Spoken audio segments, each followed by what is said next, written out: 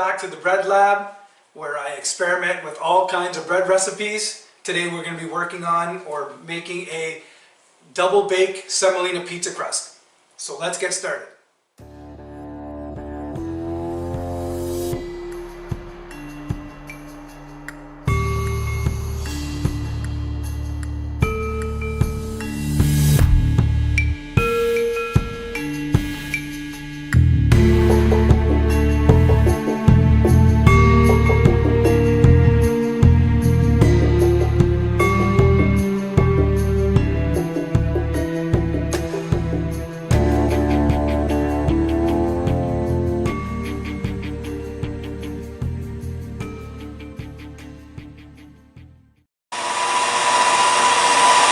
So we're going to mix at low speed for about a minute or until everything is combined.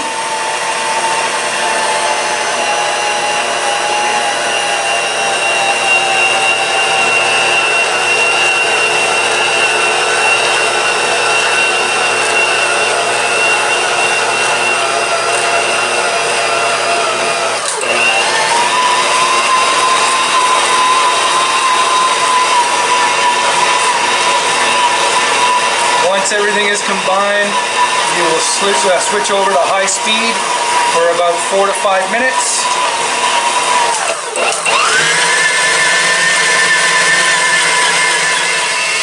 When the bowl starts getting clean around the edges and you hear the dough slapping against the bowl, it's getting close to being done. You'll take your 20 milliliters of olive oil and slow pour into the mix.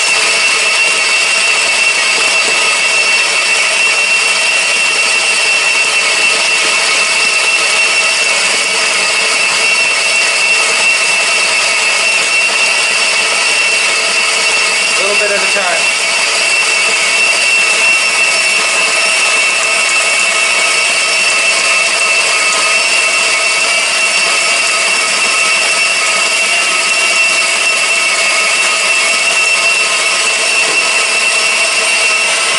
Continue mixing until the whole bowl is clean. Roughly about a minute, not even. And we're back. The mix is now complete. Next step, lightly flour your work surface. Take your dough out of the mix.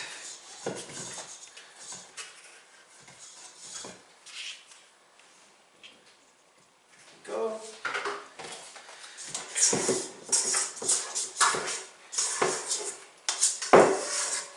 There you go, we have a nice smooth dough.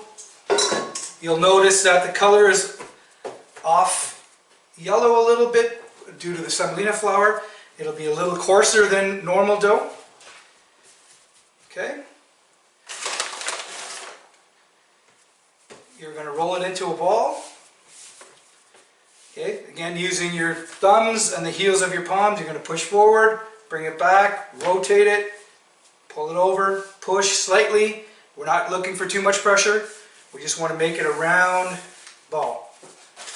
Put a little flour on the table. This is what I do. And I just take the mixing bowl before I clean it and I just cover it up. You could also put it in a stainless steel bowl, cover it with a plastic wrap or a tea towel, whatever you have on hand. And we're going to let this sit for about 20 to 30 minutes. See you back for the next step. And we're back. It's been about just over 20 minutes. And let's see what happened here. Great. You see the dough has more than doubled its size. That's what you're looking for. And now we're going to stretch it and put it on a pan. I'll be right back. Forgot my flour. And I'm back with my flour. Sprinkle a little flour on the top. And what I do, I like to stretch it from the corners and get it into a rectangle shape. The recipe calls for an oversized pan. This is an odd size one. It's about almost 20 inches long and 14 inches wide. And it works out perfectly. You'll get about get about an inch or so, or just underneath crust. Okay, so once you get your corners, you're going to flatten it out.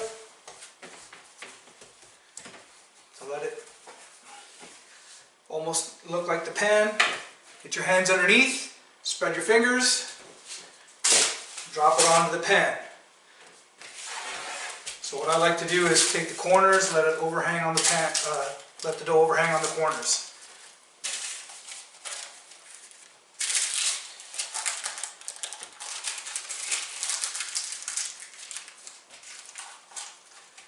Okay, then I'll work my way down, pushing from the middle out, just using the tips of my fingers. Then I'll do the same one more time, try to get an even flat crust. Then I'll work the edges to the corner.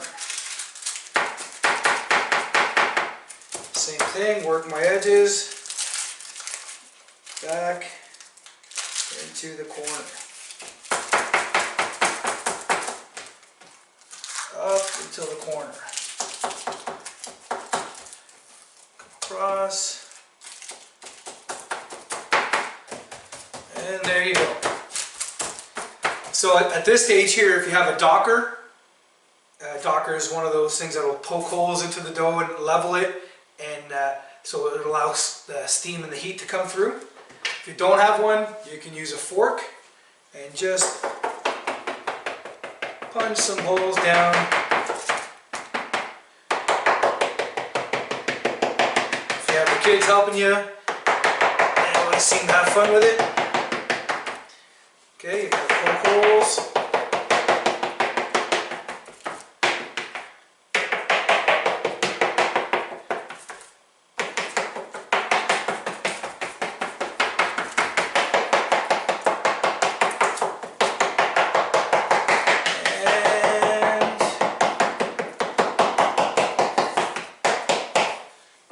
Perfect.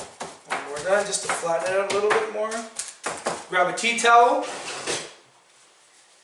and just cover it for another additional 10 to 15 minutes, and then we'll get ready for the next step. Alright, here we go for the next step. So the dough has been sitting for another 15 minutes, and you'll see that it's risen a little bit more. You're going to preheat your oven at 400 degrees Celsius. You're going to put your dough in for 11 minutes and take it out. So I'm going to do that now, and I'll see you when it comes back out. Okay, it did it 11 minutes in the oven.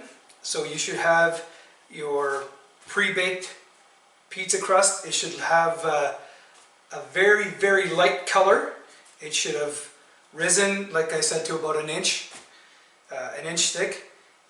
What I forgot to mention before this step was, if you don't have a pan this big, you can make smaller personal size pizzas, or cut it up to however you wish, and you'll get the same result.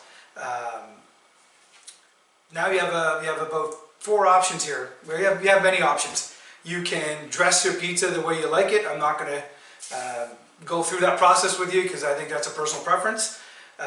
You can dress it as it is hot right now, put it back in the oven for another 11 or 12 minutes. Okay, you can dress it, let it cool down, put it in the fridge, and wait if you have company coming over, later on in the day.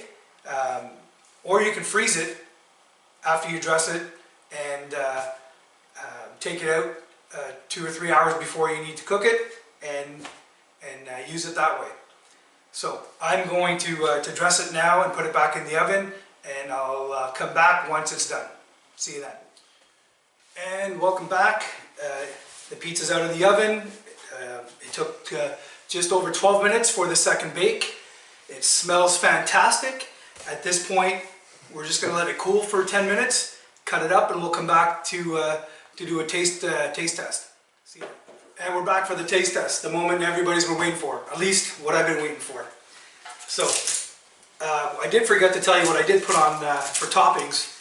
I have pepperoni, I have mushrooms, I have green peppers, red peppers, I have olives, obviously I have cheese, and some fresh chopped up basil over the top.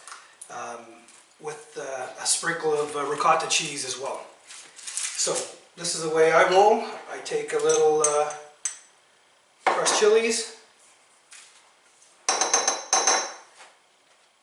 and some parm, and I'm going to dig in. Like I said, it smells great. The crust, crispy on the bottom, fluffy on the inside. Here we go.